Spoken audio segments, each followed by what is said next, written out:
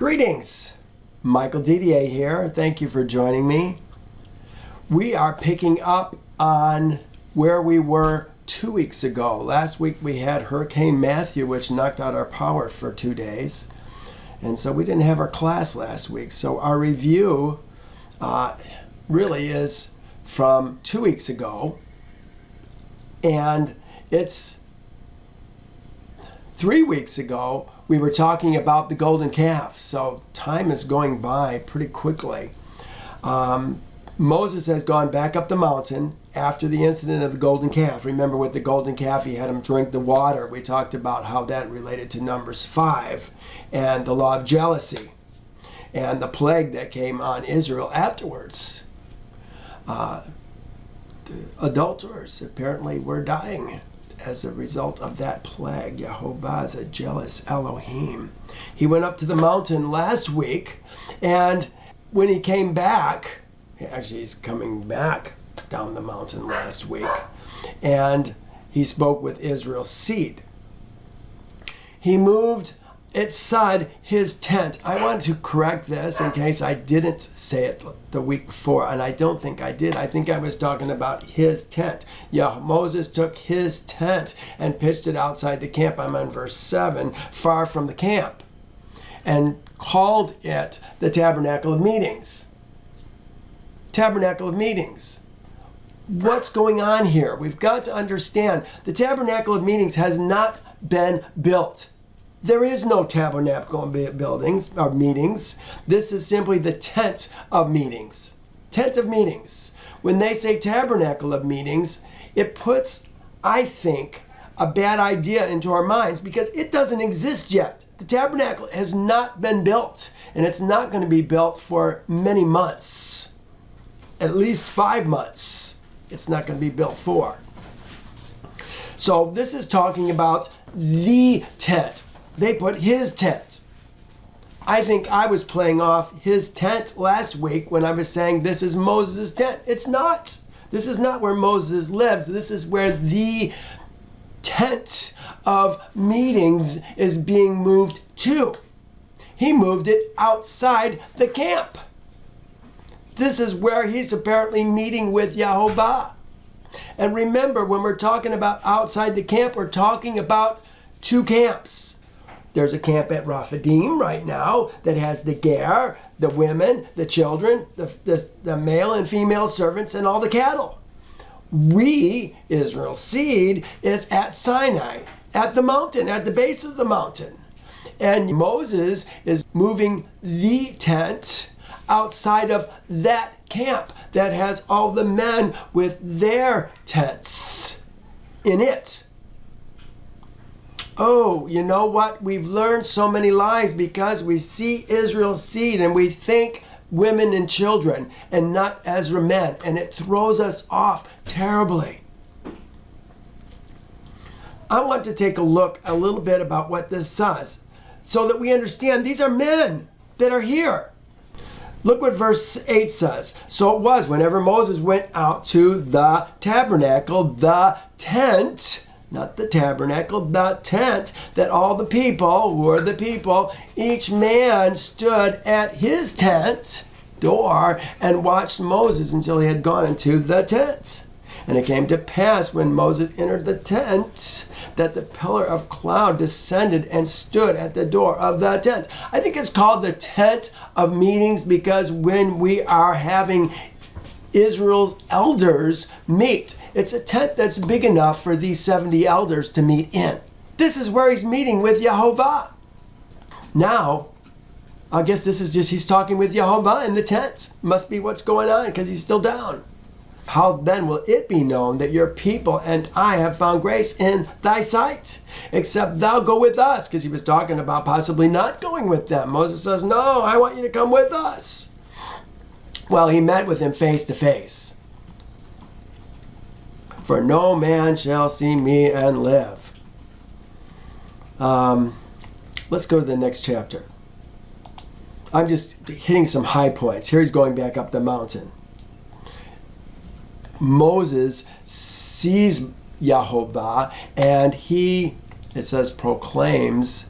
He makes a proclamation. He proclaims. He makes a proclamation. Here's his proclamation. Yahovah, Yahovah, Elohim, merciful, gracious, long-suffering, abounding in goodness and truth, keeping mercy with thousands, forgiving iniquity, transgression, sin. Remember we talked about that last week. Iniquity, transgression, and sin. Iniquity. Remember what we said about that? I have to remind myself. Inclination to do evil. Transgression was about rebellion to Yahovah's ways. And sin is the actual deed that we did that is going to get it. Remember, he judges every man according to his deeds, according to the fruit of his actions. He's reinforcing it here. Look what he says. Visiting the iniquity. We're talking about, again, the inclination to do evil upon the sons. Here, I'll look at it on the right here. The inclination to do evil upon the sons and upon the sons' seed. Talking about men. He's forgiving the iniquity of men. You know what? This has got to challenge us to think. He's talking about the fathers. Look what it says. It starts visiting the father's evil. Inclination to do evil upon the sons' seed. To the third and fourth generation. Remember, we said that's ongoing. There's no end to that because the son's going to become a father, and it's going to be on his sons and upon his son's seed. It goes on and on and on, and it has been going on since Adam. Remember, Adam was created in Yahovah's image, but Seth was created in Adam's image. It's the seed of Belial that is present in every man. Man. We've got to understand there's more to be understood. He talks about making a covenant, not making covenants. Take heed to thyself, lest thou make a covenant with the inhabitants of the land where you are going, lest it be a snare in your midst. But y'all shall destroy their altars, break their sacred pillars, cut down their wooden images. For thou shall worship no other Elohim, for Yahovah, whose name is jealous, is a jealous Elohim. This is going back to what we were just seeing in the last chapter. Well, a couple chapters ago, I guess. The bitter waters, the law of jealousy. Well, then he talked about the feasts. Just briefly, talked about the Feast of Unleavened Bread. He went from there to talking about the firstborn male. I don't know why he went straight to that. It seems unusual that he would do that. Maybe it's more about this sequence of events when we were coming out of Egypt. I don't know. Maybe. We had Passover before we left Egypt. But we were coming out, and he was talking about the Bekor and the firstborn being his firstborn sons, those that are opening the matrix. Remember, we're talking about opening the matrix to the next generation of sons. Then he talks about the Sabbath. One line, 6 days you shall do work, 7th day you shall rest. Then he talks about the Feast of Weeks, the Feast of Ingathering. 3 times a year, all your men. What are the 3 times? Feast of Unleavened Bread, Feast of Weeks, Feast of Ingathering. All your males shall appear before Yahovah. Before the Master, actually says, the Master. Yahovah, Elohim of Israel. Only one of 2 places where it actually says the Master, the Lord. It says the Lord everywhere in the scriptures, but none of them are right except this one where it actually does say the Lord. For I will cast out the nations before you and enlarge your borders. Neither will any man covet your land when you go to appear before Yahovah, thy Elohim, 3 times in the year. Well, finally, the last thing he talks about is the Passover. thought he was going to forget it for a moment. But no, he finished with it. Isn't that interesting that he would finish with it? You shall not offer the blood of slaughter with leaven, nor shall the slaughter of the Passover, the feast of Passover, be left until morning. Remember, when we're talking about slaughter, they want to put sacrifice. It's not sacrifice, it's slaughter. It's what we eat. Things that we eat are slaughtered. So when you see that word slaughtered, you know it's going to be something that we're putting in our mouth.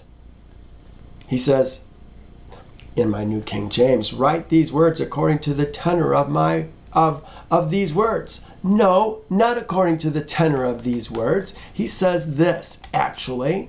He says, then Jehovah said, write for thyself the words of my mouth.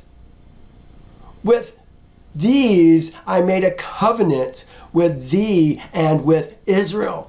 Moses is Israel. With thee I made a covenant with Israel. With these words I made a covenant with Israel. Well, he came down. Verse 29. And when the men saw him, he shone. It says,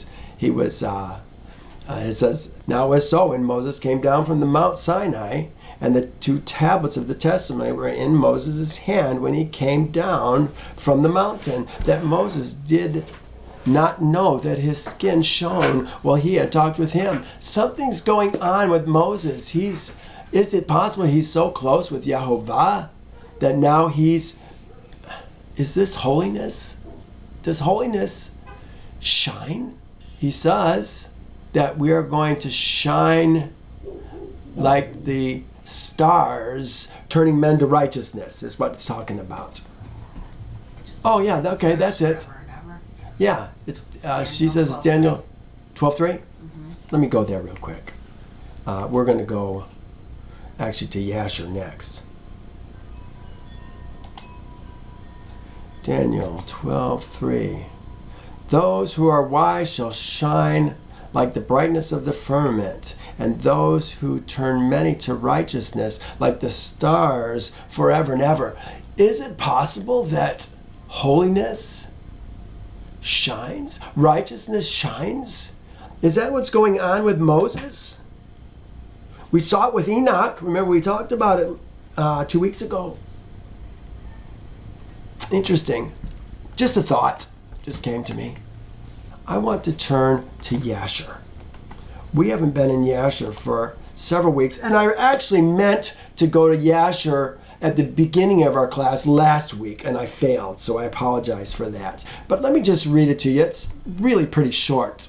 And when Israel's seed saw that Moses tarried to come down from the mount, they gathered round Aaron and said, as for this man Moses, we know not what has become of him. Now therefore rise up, make unto us an Elohim, an El probably, who shall go before us, so that thou shalt not die. What's going on here? So that thou shalt not die? I think they're threatening Aaron. It says Aaron was greatly afraid of the people. Who are the people that he's afraid of? It's all the men who were with him at Sinai. And he ordered them to bring him gold, and he made it into molten calf for the people. In Torah, it said he ordered them to bring the rings of their ears from their women and their servants. And Yehovah said to Moses, before he had come down from the mount, get thee down, for thy people whom thou didst bring forth from Egypt have corrupted themselves. They have made to themselves a molten calf, and have bowed down to it. Now therefore leave me, that I may consume them from off the earth. For they are a stiff-necked people. They not only made a calf, they made an altar for the calf, and they burnt Olah and slaughtered Shalomim on it. Oh my gosh! What are they thinking? And Moses besought the countenance of Yehovah. And he prayed to Yehovah for the people on account of the calf which they had made. And he afterwards descended from the mount, in his hands were the 2 tablets of stone, which Elohim had given him to command the Israelites. And when Moses approached the camp, he saw the calf, which the people had made. Which people? The men people. There's no ladies there. Remember when we first went up here, he said, don't go near a woman for 3 days. Then you're going to come up. They've been up here for a long time. 40 days. How do you do 40 days? 40 days plus 40 days. Remember? They were up there for 40 days, came back, did the calf, then went up there for 40 days again. So they've got 80 plus days, because he was already up there 2 or 3 times before that. Then it says, and Moses came to the camp, and he took the calf and burnt it with fire and ground it till it became fine dust, and strewed it into the water and gave it to the Israelites to drink. There it is, the bitter waters that we're talking about. You know, I always thought about this. You throw metal, especially gold, into water, it's going to sink to the bottom. I don't care how fine you make it, it's going to sink to the bottom. But perhaps just having that gold in that water, regardless of whether you ingest any of that gold, like the dust that the priest puts into the cup when they do the law of jealousy in the tabernacle, the man brings his woman. Jehovah was bringing his wife, Israel. We're the woman. What does it say? As a young man Baal's a virgin, so Yehovah Baal's his son. We're the bride. The Ezra are the bride. And there died the people by the swords of each other, about 3,000 men who made the calf. Remember, it was the Levites who did that. And we're talking about men. There are no ladies there. They didn't die. Can you imagine when we get back to the camp, the ladies finding out their man is not alive anymore? And in the morrow, Moses said to the people, I will go up to Yehovah. Peradventure, I may make a covering for your sins, which you have sinned to Yehovah. And Moses again went up to Yehovah and remained with Yehovah 40 days and 40 nights. And during the 40 days did Moses entreat Yehovah on behalf of Israel's seed. And Yehovah hearkened to the prayer of Moses, and Yehovah was entreated of him in behalf of Israel. Then spake Yehovah to Moses to hew 2 stone tablets and to bring them up to Yehovah, who would write upon them the 10 Commandments. And Moses did so, and he came down and hewed the two tablets and went up to Sinai to Yehovah. And Yehovah wrote the 10 Commandments upon the tablets. And Moses remained yet with Yehovah 40 days and 40 nights. And Yehovah instructed him in statutes and judgments to impart to Israel. And Yehovah commanded him respecting Israel's seed that they should make a sanctuary for Yehovah, that his name might rest therein. And Yehovah showed him the likeness of the sanctuary and the likeness of all its vessels. Did he give him a vision? I think he did. And at the end of 40 days, Moses came down from the mount, and the 2 tablets were in his hand. Well, this is where we're going to stop here. We're going to finish this last little bit. There's hardly anything left, just a teeny little bit. We're going to finish it probably today as well. We would definitely finish it today, because I'm going to read one more chapter of Exodus, and then we'll come back here. All right? So let's go to Genesis 35, and we're picking up from where we were 2 weeks ago. Look what it says. Then Moses gathered all of Israel's congregation together. Do you hear this? One law for the Ezra and the Ger who dwell with them. This is who we're talking about when we talk about the congregation of Israel's seed. Israel's seed's congregation. Gathered them together and said to them, these are the words which Jehovah has commanded you to do. Let's make sure that we understand the foundation for understanding Ger and Ezra as Israel's seed's congregation. I want to begin with just a few verses here. Oh, and remember, they're finally together. This is Israel's seed who was up at Sinai, who has now come down to Rephidim. They're back at the base camp. They're with their women and their children, their male and female servants as well, and the Ger who dwell with them. But the law is given to one law for the native born and for the Ger who dwells with you. Let's take a look at those ideas and see what we can see. We see that it's them coming, and if they're coming, then it's all their women and children and servants and herds and flocks that are coming as well. Here's 17:1. Then all the congregation of Israel's seed set out on their journey from the wilderness of Sin according to the commandments of Jehovah and camped at Rephidim.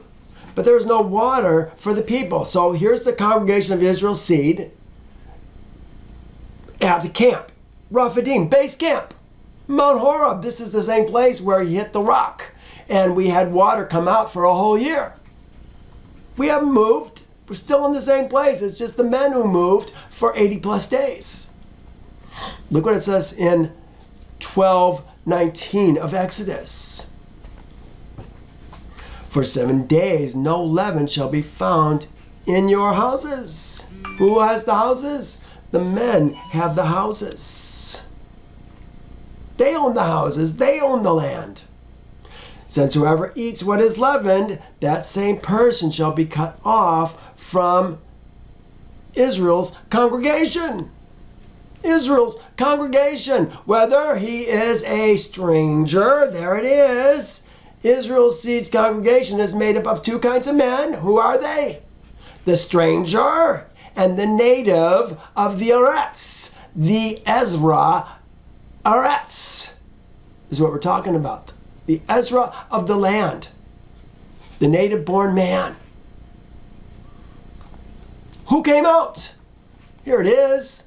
Exodus 12:37. Then Israel's seed journeyed from Ramses to Sukkot, about 600,000 men. We're going to talk about exactly how many men that is in numbers. I forget if it was 603,550 men, something like that. But we're talking about Israel's seed, not numbering the Ger. We're numbering Israel's seed. Very important that we see this. But who else went up with them? It's in the next verse. It says the mixed multitude. What is the mixed multitude? Do you remember? We talked about it. This is it right here. Arav, Arav, Arev Rav, Arev Rav, Arev Rav, mixed heads of families. We saw that in the ancient Hebrew lexicon of the Bible, in the picture language. Ooh, very interesting to be able to see that. Because remember, we were talking about 600,000 men plus children. Plus children, didn't even mention the women. Where are the women? They're in their man. Now, finally, after 80 days, Israel's seed is going back to base camp. Yes, that's exactly what's going on. Remember, the congregation is Israel and the Ger who dwell with them. Israel is now back with their women, children, male and female servants as well. Israel's seed left their family in Exodus 19. Here's where they left. In the 3rd month after Israel's seed had gone out of the land of Egypt, on that same day they came to the wilderness of Sinai. This is all that came. Remember, the ladies, they weren't supposed to go near the ladies. And so now finally they're coming back. 35:1. They're back home. Now Yehovah is going to give commandments. We're back at base camp. This is where all their stuff is at. This is where the gold, the silver, all the precious things that they took with them out of Egypt is at. Listen to what's going to happen, because this is all about the building of the tabernacle. This whole chapter is about the construction of the tabernacle. Let's take a look at it. It says, work shall be done for 6 days. But the 7th day shall be holy for you, a Sabbath of rest to Yehovah. Whoever does any work on it shall be put to death. The Sabbath shall be holy to you.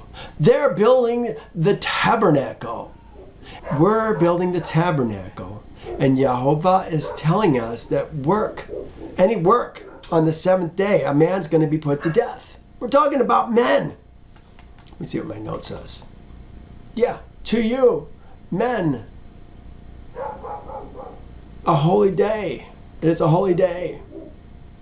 Whoever does work on it shall be put to death. He goes on. This is a strange thing. You shall kindle no fire throughout your dwellings on the Sabbath day. You know what? There's a lot of people who have built theology based on this verse, but I think they've ripped it out of the context that it belongs. I like what Glenn McWilliams said. These are his words, not mine. The meaning of this passage can be best understood in the context of which it is given. The final law of the Sabbath is part of the revelation of the construction of the tabernacle. Therefore, it should be understood as specifically speaking to the labor of the tabernacle construction. No forging, refining, smithing was to be done on the Sabbath, not even for a noble and holy cause as building the tabernacle. I think that makes perfect sense. Does Yehovah tell us not to stay warm on the Sabbath? I mean, if we're going to say do not kindle a fire on the Sabbath and pull that out of the context of the chapter and build that theology, what does a man in Alaska do who's got no gas, who's got no electricity? He's got wood for heat. Freeze? Die of exposure? No, it doesn't make sense. It just doesn't make sense. It can't be like that. We don't gather wood on the Sabbath, but do we stay warm on the Sabbath? Of course we're going to stay warm on the Sabbath. No, I think it has to be in the context of this chapter and the work that Yehovah is commanding us to do. A lot of it has to do with forging, melting precious metals, gold, silver, I guess brass, copper and zinc, and the elements that make brass or bronze are different, but they all have to be forged. They have to be melted together. That is the fire that I think we're talking about. And Moses spoke to Israel's seeds congregation. All Israel's seeds congregation, saying, this is the thing which Jehovah commanded, saying, take from among you an offering unto Yehovah. Whoever is of a willing heart, let him bring it as, it says, an offering to Yehovah. Let's look at what it's actually saying. The word, when you see offering, always look up that word offering. In this case, the offering that we're bringing is a present. Here it is right here. It's a present. A present. We are bringing a present to Yehovah. By using this, I'm going to call it a religious word. I don't even like to use this particular word. We're bringing a gift, a present to Yehovah for the building of the temple. That's what it's all about. What are we going to bring? Gold, silver, bronze, blue, purple, scarlet thread, fine linen, goat's hair, ram skin. It says ram skins dyed red. Then it says badger skins, acacia wood. Remember we talked about badger skins. We'll talk about that again briefly today, but we've talked about it in the past. It's not badger skins.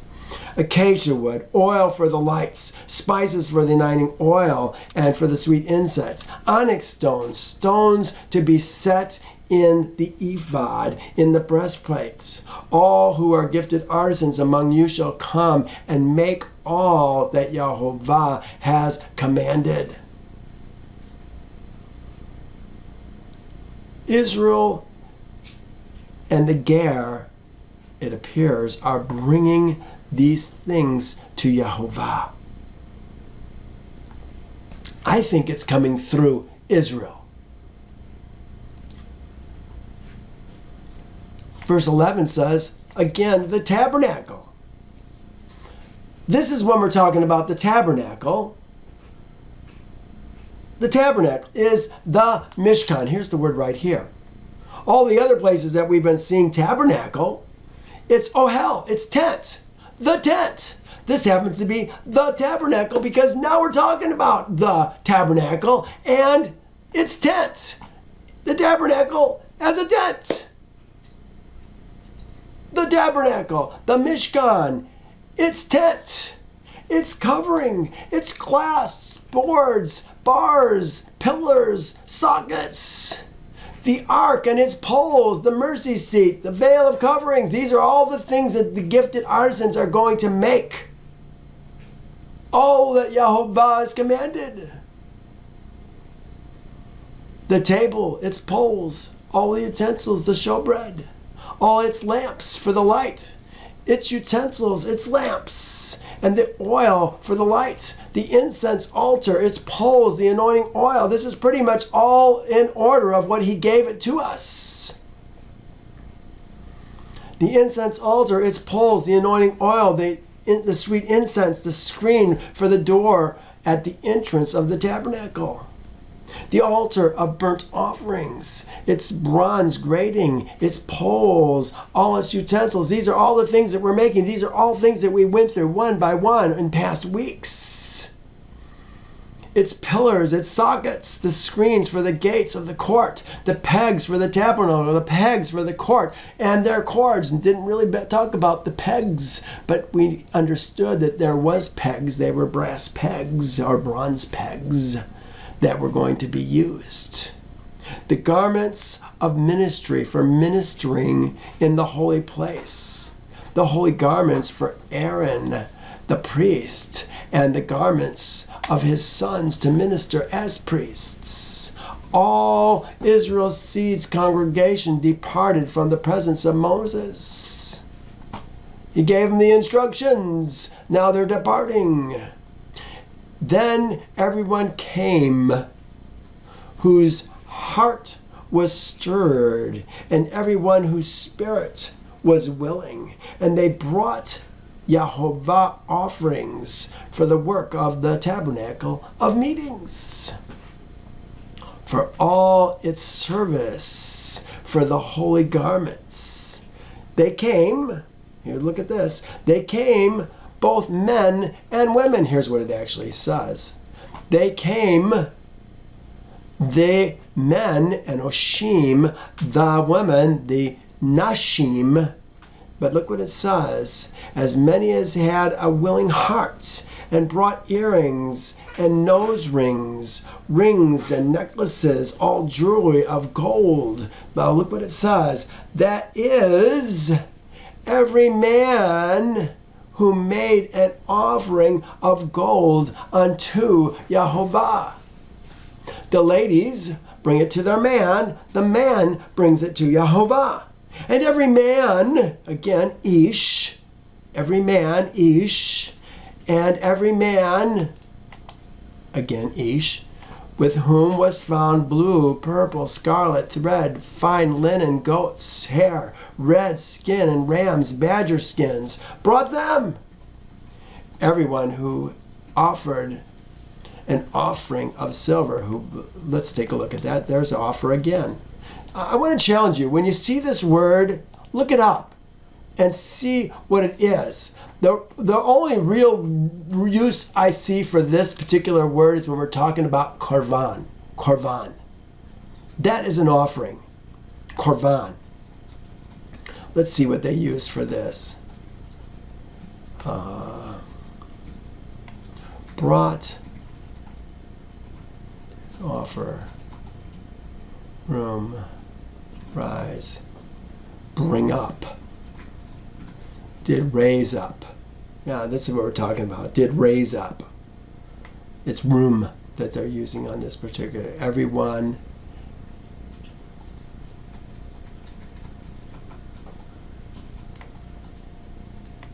Oh, no, here's the present. Brought the present. Everyone who did raise up a present. Raise up a present. Again, they say offering. It's confusing. It confuses us. Everyone who brought up a present of silver, bronze, brought Yehovah a present. And everyone with whom was found the acacia wood for the work of the service brought it. Now look what it says. I want to just read it in. They say all the women. It is every woman and every woman who were gifted artisans spun with their hands and brought what they had spun of blue, scarlet, and fine linen. And all the women,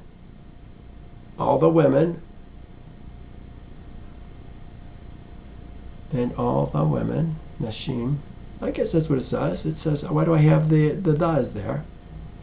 Let me get rid of that. That is correct. And all the women whose hearts stirred with wisdom spun yarn of goat's hair. The rulers brought onyx stones and stones. These are the rulers.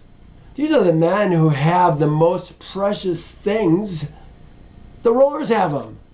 They're bringing onyx stones and the stones to be set in the ephod. Remember, there was lots of precious stones that were put in the ephod, rubies. I don't even remember what they all were. Even diamonds. The rulers brought onyx stones and stones to be set in the ephod and in the breastplate, and the spices and oil for the light, for the anointing oil, and for the sweet incense. Now, look what this says. They start this by saying the children of Israel brought a free will offering. It's not what it says.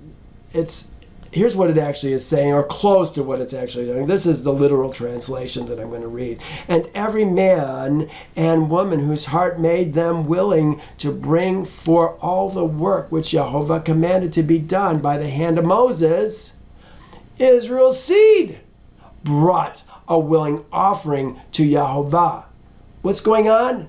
They're bringing it to Israel's seed. Israel's seed is bringing it to Yehovah. It's subtle. It's very subtle. But by putting it in front instead of where it belongs at the back, where it's at the end of this idea, Israel's seed brought a willing offering to Yehovah. It makes it sound like the women, every man and women, and in a sense, every woman is part of Israel's seed, but that's not the case. Not the case. Don't make that mistake. It'll get you killed. Ladies, you got to get a better understanding. Let's continue. I put this fits the chain of command. The congregation of Israel's seed brings their free will offerings to them, and Israel's seed brings it for Yehovah. It's the chain of command. The last time we saw this wording, congregation of Israel's seed, was in Exodus 16 in the story about the manna. Remember, it was Israel's seed. Well, here, let's just read it. They journeyed from Elam, and all the congregation of Israel's seed came to the wilderness of Sin, which is between Elam and Sinai, on the 15th day of the second month after they departed from the land of Egypt. Then the whole congregation of Israel's seed complained against Moses and Aaron, This is a congregation of Israel's seed complained against Moses and Aaron. Who did they complain to? They complained to Israel's seed. And Israel's seed said to them, said to Aaron, "Oh, that we had died by the hand of Jehovah in the land of Egypt, you faithless men. When we sat by the pots of meat, and when we ate bread to the full, for you have brought us out of the wilderness to kill us, this whole assembly, with hunger." All the congregation of Israel's seed complained to Israel's seed. Israel's seed complained to Moses and Aaron. Well, this is how they're bringing their offerings. They're bringing the offerings to Israel's seed, and Israel's seed, I said offering, bringing the presents to Israel's seed, and Israel's seed is bringing the presents then to Moses for the sanctuary. Moving on. And Moses said to Israel's seed, "See, Jehovah has called by name Bezelel, son of Uri, son of Hur, of the tribe of Judah." Do you remember when we talked about this? We talked about the lineage of this and how far it went. Look at this. Judah, Perez to Hezron, Hezron to Caleb, Caleb to Hur to Uri, Uri to Bezelel. That's a bunch of generations, isn't it? We've got 200 and some odd years to account for that we were in Egypt. Of course, remember, he had Perez even before he came into Egypt. He came into Egypt with Perez.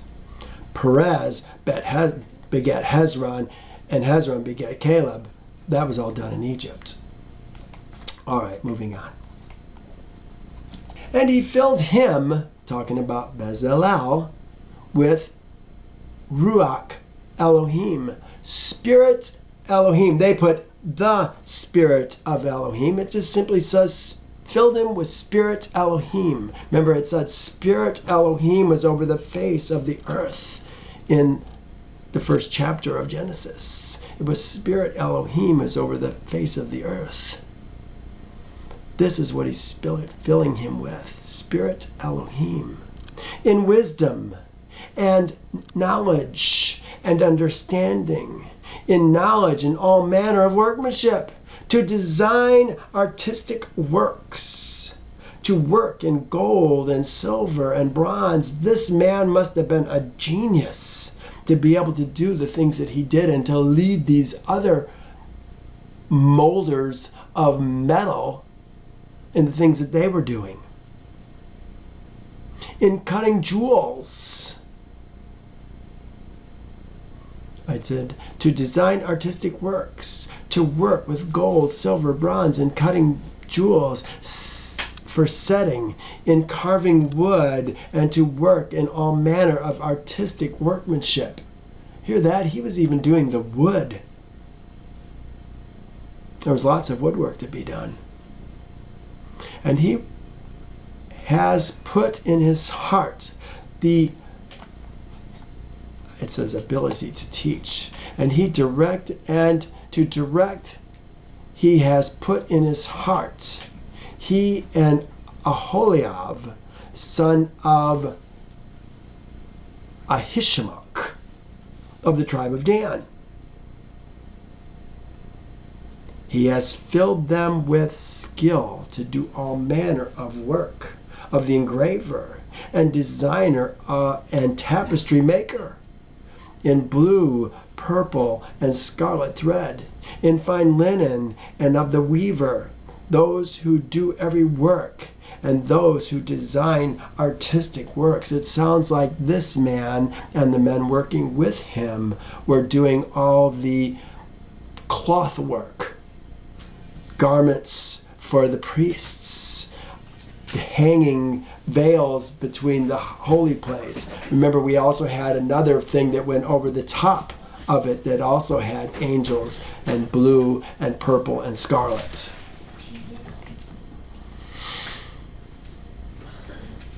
Well, I want to stop here and I want to go back to Yasher. I have a short piece I want to read you in Yasher. Let's take a look at this. I think it helps.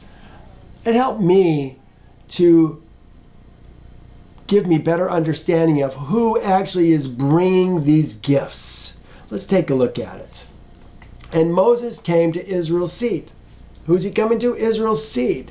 And spoke to them all the words of Yehovah. And he taught them his laws, statutes, judgments which Yehovah had taught him. Moses told Israel's seed the word of Yehovah, that a sanctuary should be made for him to dwell amongst Israel's seed. That's what it's all about. It's a place for him to dwell amongst us. Jerusalem is the place where how do we say that? I forget exactly how it was. I forget. The men of peace, the men who dwell in peace. He dwells in their midst. Jerusalem. That's where his temple is going to be built eventually. And the people rejoiced greatly at all the good which Jehovah had spoken to them. Of course they're rejoicing. Remember, 40 days ago he was ready to destroy them. Now he's having them build a place for them to dwell in. Of course they're rejoicing. Who's the people we're talking about? Israel's seed. And the people rejoiced greatly at the good which Jehovah had spoken to them through Moses. And they said, we will do all that Jehovah has spoken to thee. And the people rose up like one man. There it is. The people rose up like one man. Israel, remember, it's the plural he. My son, Israel's seed. Let my son go, my firstborn, that he may serve me. The people rose up like one man and made a generous gifts to the sanctuary of Yehovah. Look what it says. And each man brought a present to Yehovah for the work of the sanctuary, for all its service. And all Israel's seed brought, each man, all that was found in his possession for the work of the sanctuary of Yehovah, gold, silver, and brass, and everything that was serviceable for the sanctuary. And all the wise men who were practicing the work came and made the sanctuary of Yehovah according to all that Yehovah had commanded, every man in the work in which he had practiced. And all the wise men in heart made the sanctuary and its furniture and all the vessels for the holy service as Yehovah had commanded Moses. Do you see how it's all about Israel's seed? How it's all about them making this sanctuary for Yehovah to dwell amongst them? I want to read just these last 3 verses. I'll read them again. This is just as we're finishing. We're supposed to read 36 through 40. There's 40 chapters in Exodus. But I want to read this anyway, because I want you to understand how long this building process of the sanctuary is going to go on. Look what it says. And the work of the sanctuary of the tabernacle was completed at the end of 5 months. And Israel's seed did all that Yehovah had commanded Moses. And they brought the sanctuary and all its furniture to Moses, like unto the representation which Yehovah had shown Moses. So did Israel's seed. And Moses saw the work, and behold, they did it as Yehovah had commanded him. So Moses blessed them. Good job, guys. Well, let's continue then with 36. I'm hoping to get through 37 today if we can. We'll see what happens. And Bezelel and Aholiab, and every gifted artisan in whom Yehovah had put wisdom and understanding to know how to do all manner of work for the service of the sanctuary, shall do according to all that Yehovah had commanded. Then Moses called Bezelel and Aholiab, and every gifted artisan in whose heart Yahovah had put wisdom. Everyone whose heart was stirred to come to the work. And they received from Moses all the presents, here's the word, the terumah, here, I'll put it over here, I put this morning, terumah, it's the presents. The presents which Israel's seed had brought for the work of the service of the making of the sanctuary. And they continued to bring him free will presents. Well, here's what it actually says. He continued to bring spontaneously dawn to dawn. Here's the word that they're using. They put offering. Again, look it up. Don't take this word offering. Don't take this word sacrifice. There's so many words. Atonement, that we've got to look up and find out what it actually says. They're religious words that lead us in ways that we shouldn't go. They did terumah was the first word, terumah. Here's the second word, nedabah, spontaneity. I translated it as brought spontaneously from dawn. It says in dawn. See this thing here? This is Boker, like Boker Tov, or good morning. Boker Tov, good morning. But this has got a bet in front of it. Usually that bet would say in. So in morning. They're saying it twice. Usually when you see men, it's every man. This appears to be every morning. That would make sense. Here, there was translated by some as morning by morning. That's not a bad translation. They're using one of the bets as a by morning, but I think that's an appropriate thing to do. And it's got in morning, every morning. It makes sense to me. Dawn to dawn, every morning. They continued to bring to him free will presents every morning. That's a decent translation. Then all the craftsmen, remember talking about craftsmen, who were doing the work of the sanctuary came, each from the work he was doing. And they spoke to Moses, saying, the people bring much more than enough for the service of the work which Jehovah commanded us. Do you hear that? Ask him to bring presents, terumah, to Yehovah to build his place for him to dwell with them. And they brought too much. They actually had to say, stop. Look what it says. So Moses gave a commandment, and they caused it to be proclaimed throughout the camp, saying, let neither man or woman do any more work for the presence of the sanctuary. Apparently they're encouraging each other to give this work. And the people were restrained from bringing, for the material they had was sufficient for the work to be done. Indeed, too much. Then all the gifted artisans among them who worked on the tabernacle made 10 curtains woven with fine linen and blue, purple, and scarlet thread. With artistic designs of cherubim, they made them. This is the outer covering, or the inner covering of the tabernacle of meetings. The first covering, the one that's can be seen from the inside. And I wanted to, let me see what I did here. It's this one right here.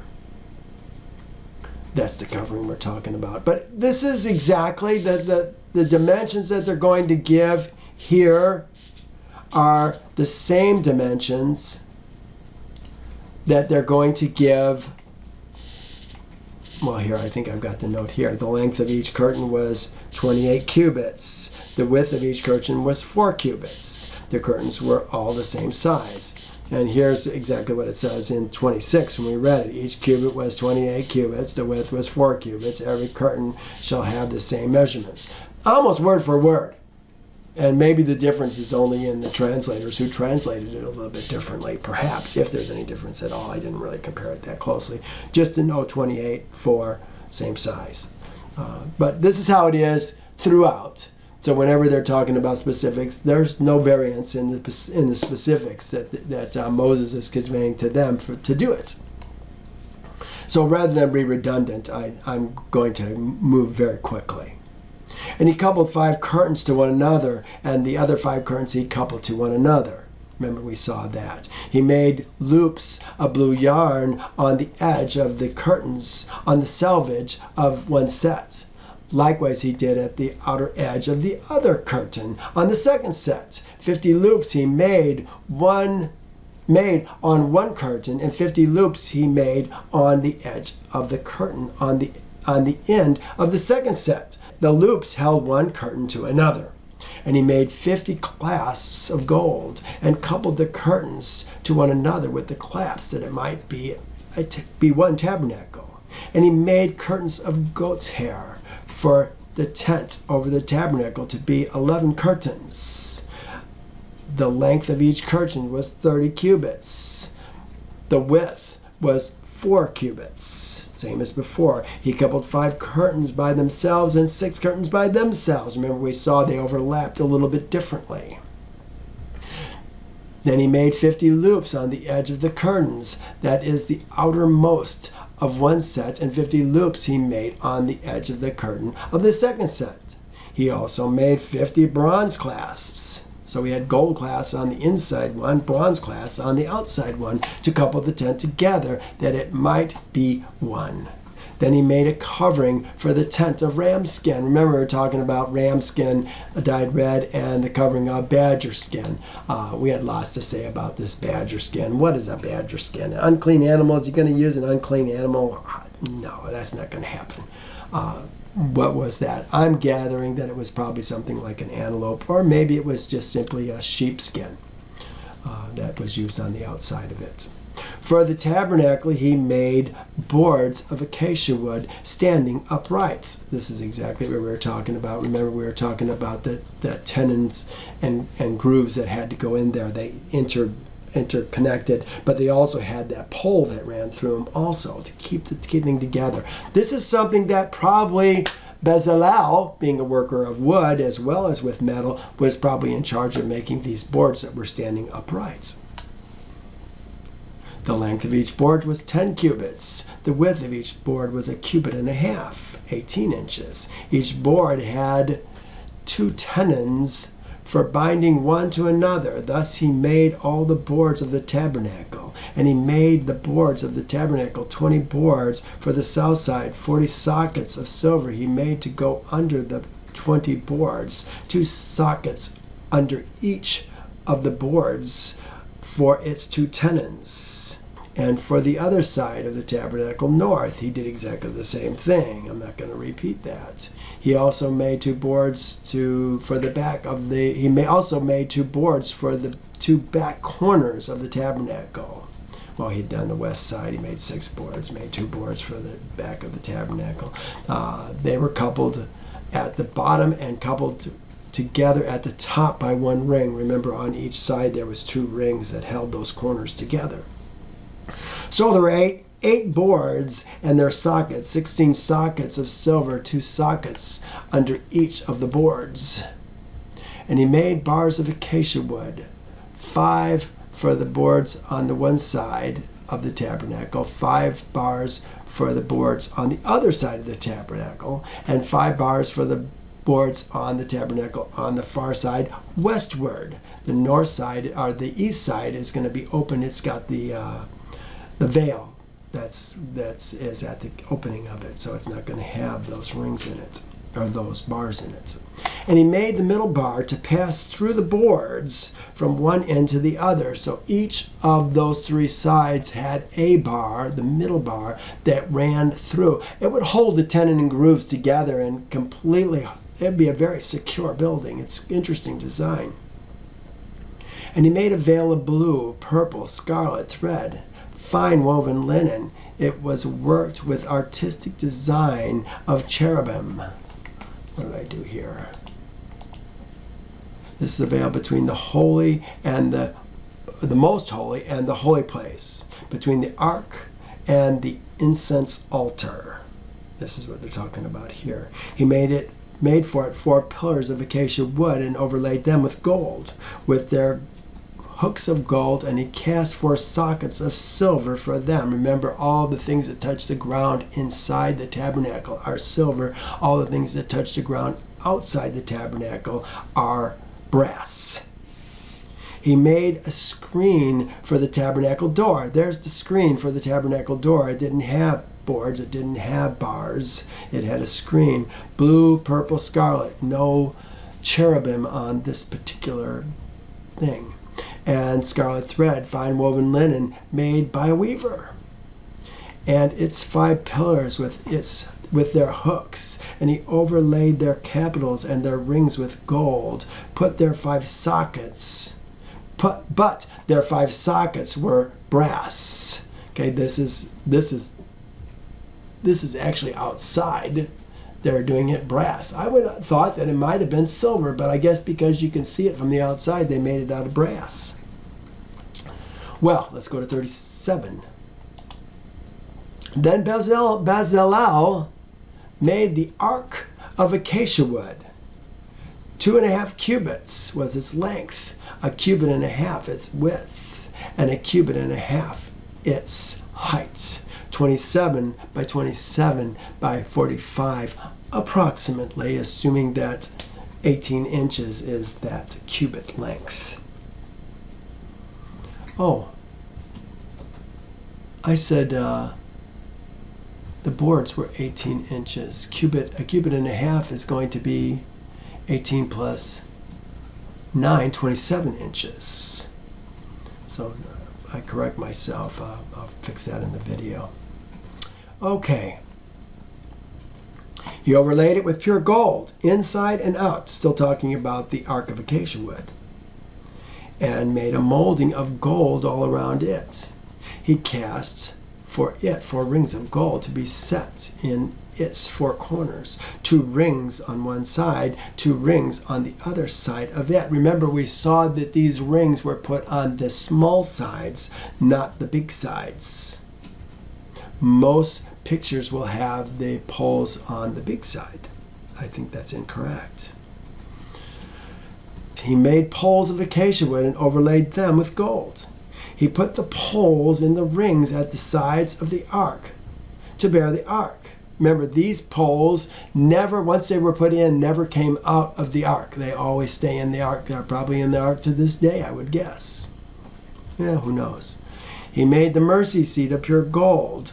2.5 cubits was its length, and 1.5 cubits its width. He made 2 cherubim of beaten gold. He made them of one piece at 2 ends of the mercy seat.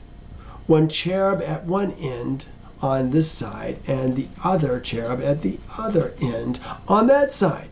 He made the cherubim of 2 ends, made the cherubim at the 2 ends one piece with the mercy seat. A little redundant, but we get the picture. And the cherubim spread out their wings above and covered the mercy seat with their wings. They faced one another. The faces of the cherubim were towards the mercy seat. It looks like they're got their wings held over the mercy seat with their head also down towards the mercy seat. And he made a table of acacia wood. 2 cubits was its length, 1 cubit its width, and 1.5 cubits its height. Here we're talking about 36 inches. This is the table. 36 inches long, 18 inches wide, 24 inches in height. Pretty low to the ground, actually, for a table. He overlaid it with pure gold, made a molding of gold all around it. Also, he made a frame of a handbreadth all around it. Handbreadth usually is this, from here to here, finger to thumb. And made a molding of gold for a frame all around it. And he cast for it 4 rings of gold and put the rings at the 4 corners that were at its legs. The rings were close to the frame as holders for the poles to bear the table. And he made the poles of acacia wood to bear the table and overlaid them with gold. And he made of pure gold the utensils which were on the table, its dishes, its cups, its bowls, its pitchers for pouring. He made the lampstand of pure gold. Of hammered work he made the lampstand, its shaft, its branches, its bowls, its ornamental knobs, the flowers which were of the same piece. All this, I can't even imagine what it would take to create a piece of art this ornate, that's all one piece. It had to be amazing. I'm sure that when it was moved very carefully. These ornamental flowers, I would think, would be fairly delicate. Being made of pure gold, gold bends already. So they had to be careful when they were carrying these things. Its shaft, its branches, its bowls, its ornamental knobs, and the flowers were all the same piece. 6 branches came out of its side. 3 branches of the lampstand out of one side and 3 branches of the lampstand out of the other side. Remember, this was not the traditional looking lampstand that we see in Judaism. This is actually probably a better representation of what we're talking about. Again, we talked about this at length in earlier chapters. There were 3 bowls made like almond blossoms on one branch, with an ornamental knob and a flower, and 3 bowls made like almond blossoms on the other branch, with its ornamental knob and a flower. And so for the 6 branches coming out of the lampstand. And on the lampstand itself were 4 bowls made like almond blossoms, each with its ornamental knob and flower. Sounds like there's a lot of these ornamental knobs and flowers. There was a knob under the first 2 branches of the same, a knob under the second 2 branches of the same, and a knob under the third 2 branches of the same, according to the 6 branches extending from it. Their knobs, their branches were of one piece. All of it was one hammered piece of pure gold. And he made 7 lamps, its wick trimmers, and its trays of pure gold. Of a talent of pure gold he made it, and all the utensils. Talent of pure gold. How much is a talent? I had to look it up. Did I get an answer? I guess I didn't get an answer. I think it was around, no, I'm not even going to say. I don't know. I don't remember it well enough. I really thought I put it. Maybe I didn't save it. He made the incense altar of acacia wood. Now this is interesting. The incense altar, remember, we saw that the incense altar didn't get, well here, I put table, lampstand, incense altar. Jehovah did not give his instructions for the incense altar until much later, Exodus 30. He had done the bronze altar and all the court. And then he came back and finally did the incense altar. Why did he wait so long to give us those instructions to Moses in Exodus? And now Moses is giving it to them even before he talks about what's going to be outside. It's a little bit different order. This is the only change that I saw from Yehovah's instruction to Moses and what Moses instructed Israel's seed. Take it for what it's worth. I don't know. Why did that happen? Why did he wait so long to talk about the incense altar? I think it's interesting. And he made the incense altar of acacia wood. Its length was a cubit, and its width a cubit. It was a square. 2 cubits was its height. Its horns were of one piece with it. and he overlaid it with pure gold, its top, its sides, all around, and its horns. He also made for it a molding of pure gold all around it. He made 2 rings of pure gold for it under the moldings by its 2 corners on both sides as holders for the poles with which to bear it. And he made the poles of acacia wood and overlaid them with gold. And he made the holy anointing oil, the pure incense, the sweet spices according to the work of the perfumers. A lot is going on. We're moving quickly because this is all redundant to things that we've talked about in the past. Here's 38. Like I said, he gave us the altar of burnt offerings. This is the bronze altar before he gave us the instructions for the incense altar.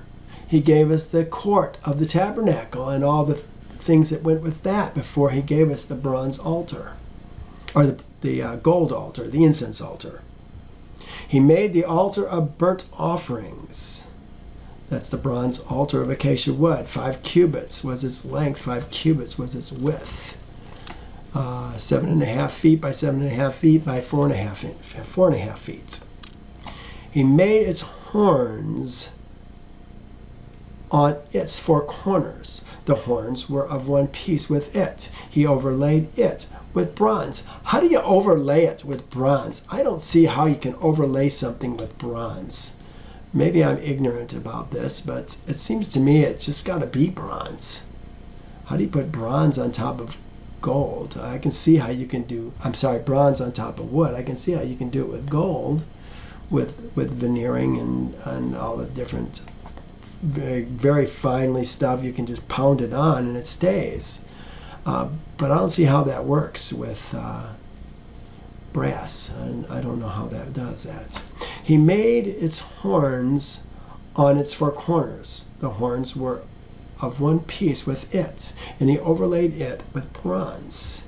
He made all the utensils for the altar. Remember, we're still talking about the bronze altar. The pans, the shovels, the basins, the forks, the fire pans, all its utensils he made of bronze.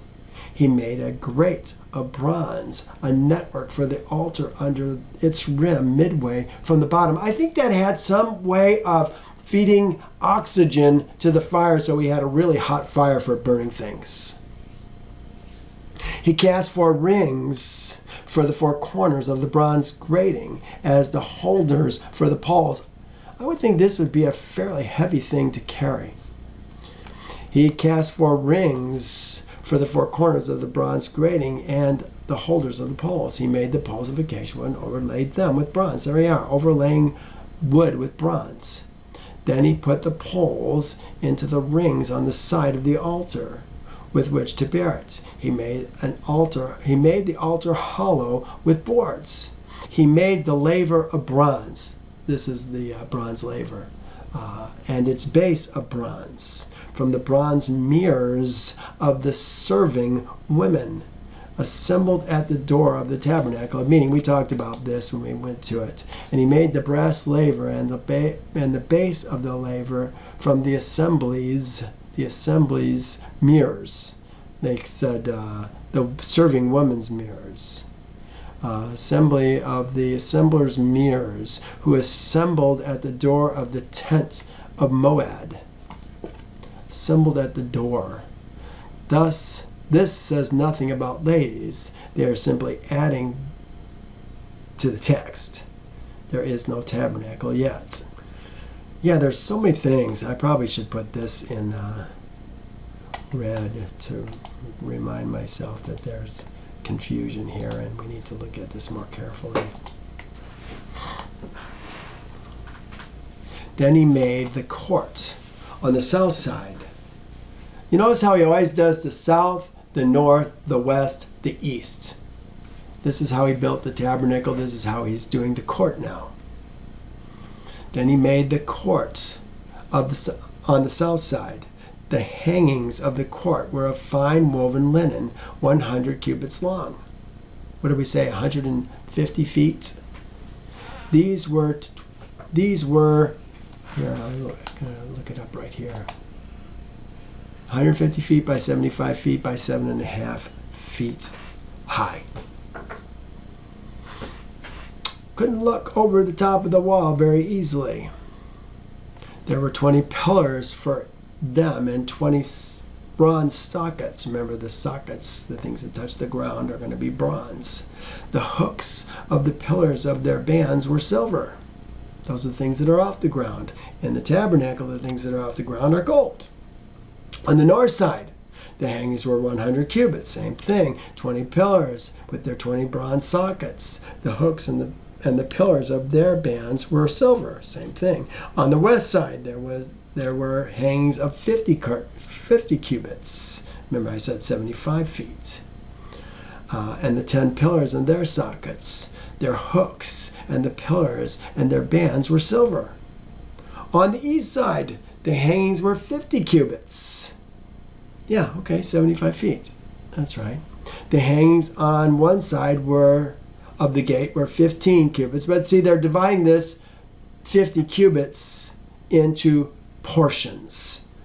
Three different sets of things, and this is how they're dividing it up. The hangings on one side of the gate were 15 cubits long, and there are 3 pillars and there are 3 sockets, and the same on the other side. So 15 plus 15, that's 30. We've got 20 cubits left. All the hangings of the court were around, I guess I missed, and the same on the other side of the gate. On this side and on that were hangings of 15 cubits, and there are 3 pillars and there are 3 sockets. All the hangings of the court all around were of fine linen, so those are fine linen as well. The sockets of pillar were bronze, and the hooks of the pillars were bands that were silver. And the hooks and pillars and their bands were silver. And the overlay of their capitals were silver, and all the pillars of the court had bands of silver. The screen for the gate of the court was woven of blue, purple, scarlet. This didn't have any cherubim on it. The fine woven linen. The length was 20 cubits. There's the 20 cubits that we needed to finish it out. Corresponding to the hanging of the court.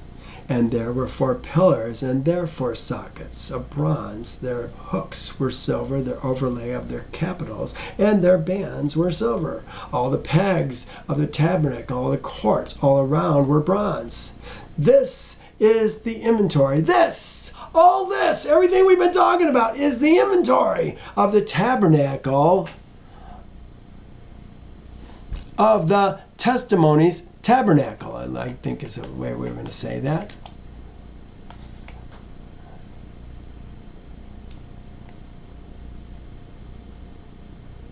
Yes, the testimonies tabernacle, Mishkan. Testimony, the word they're using here is aduth, testimony. The testimonies tabernacle. This is the inventory of the testimonies tabernacle. The testimony has a tabernacle. It says it's the sanctuary of Elohim. But it's the testimonies tabernacle. Is Elohim found in his word? Go figure. I think he is. Which was counted according to the commandments of Moses for the service of the Levites by the hand of Ishamar, the son of Aaron, the priest. Oh, this is so interesting. Look at what it says. This is the inventory of the testimonies tabernacle, which was counted according to the commandment of Moses for the service of the Levites. How? By the hand of Ithamar, the son of Aaron the priest. Was it Ithamar who recorded all this stuff down so it could be done? Was it Ithamar who wrote down Jehovah's instructions? I don't know. Bezelel, the son of Uri, the son of Hur, the tribe of Judah, made all that Jehovah had commanded Moses.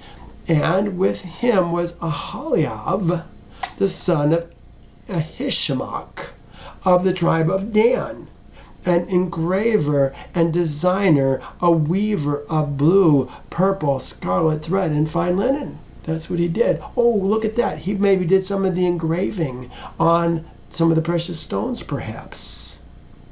Perhaps he did some of the engraving on the metals.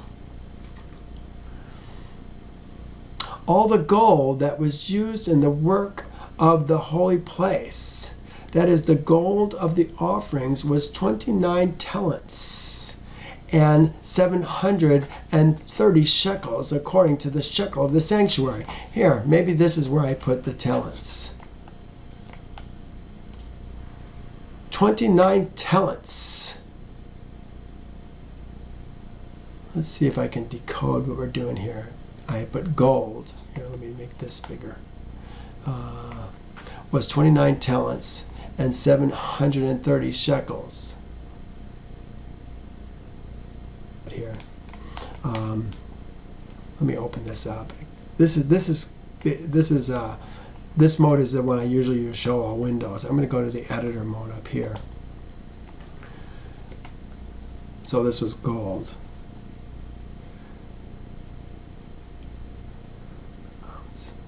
Grams, shekels. These must be 87,000 shekels worth of gold. I put grams per shekel, 11.424 grams per shekel, making a total of 1,000,000 grams, basically. Grams per ounce is this, to get 35 million. No, that's points. Probably 35,300 ounces, which I said was 2,209 pounds.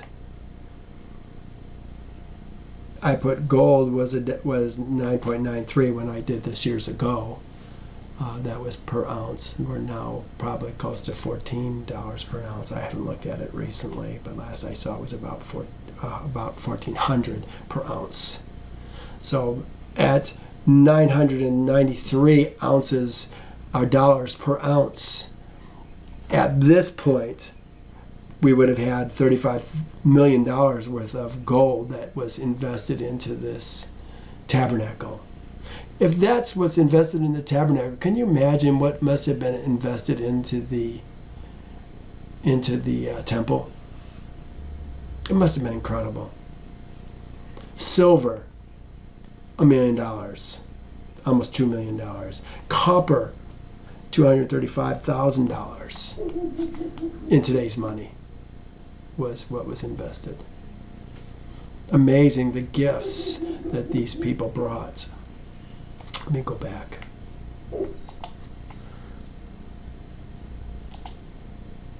These are all the same things, the family. The silver from those who were numbered of the congregation was 100 talents and 1,775 shekels, according to the shekel of the sanctuary. A bekah for each man, that is half a shekel, according to the shekel of the sanctuary. For everyone, including the numbering from 20 years. Oh, look at this. This is a bekah for each man, that is a half a shekel. So a bekah is a half a shekel, according to the shekel of the sanctuary. For everyone, including the numbering from 20 years old and above, for the 600, here it is, 603,550 men. When we came out of Egypt, it said 600,000 men. Here it is, 603,550 men. Men. That's who we're counting as Israel's seed. Plus the Arav Reb that went with us. The heads of the families. Mixed heads of the families. And from the 100 talents of silver were cast sockets of the sanctuary, and the bases of the veil, 100 sockets from the 100 talents, 1 talent for each socket. Then from the 1,770 shekels he made hooks for pillars, overlaid their capitals, and made bands for them. The offering of bronze was 70 talents, and 2,400 shekels. And with it he made a talent for the door of the tabernacle of meeting, a bronze altar, a bronze grating for it, and the utensils for the altar, the sockets for the court all around, and the bases for the court gate, all the pegs of the tabernacle, and all the pegs of the court all around. That finishes chapter 38. I think I'm going to stop here. It's 1:37 right now. I want to give us some time today in our Q&A to talk about Yahovah's instructions for Israel's seed, his Ezra men, concerning Sukkot. Remember, we saw all thy males shall appear before Yahovah at these 3 festivals: Passover, Shavuot, and Sukkot. All thy males shall appear before Yahovah. Now, once every 7 years, it says all the women are going to come with us as well. Well, these are subtle things that we want to talk about, but I wanted to talk about today what it says in Leviticus 23, his instructions there about the sukkah that we dwell in, about the branches that we wave before Yahovah, why for 7 days and an 8-day feast, why for 7 days do we dwell in temporary dwelling places? Does it have something to do with the 7,000 years that we dwell on the earth before Yahovah gives us a new heaven and a new earth and perhaps new bodies? Is the sukkah, the temporary dwelling place, reminiscent of this flesh that we dwell in? I think it is. Because in the 8th day, we're not going to have this flesh anymore. But for 7 days, we dwell in this flesh. Let's talk about that some more in our Q&A today. Hey, next week we're going to talk about clothing that is going to be made for the priests, Aaron and his sons. And we're going to set up the tabernacle. The tabernacle is going to be assembled for the first time. It's going to be assembled, and it's going to be assembled when? On the first day of the first month of the 2nd year that we came out of Egypt. You know, it's talked about the tabernacle of meetings a lot, but it was really the tent of meetings that we were talking about, and it confuses people terribly. Well, we'll talk about that next week. Hey, thank you for joining me. Come back again. We're learning much as we go through these chapters verse by verse. Soon, probably next week, we're going to start Leviticus. We're going to start talking about the different kinds of offerings that we could bring to Yahovah. I think the first one we're going to talk about is the Olah offering. What is an Olah offering? How do we do that? Can we do that today? Well, those are all things that we need to talk about. All right. Love you tons. Thank you for joining me. Come back again. Bye-bye.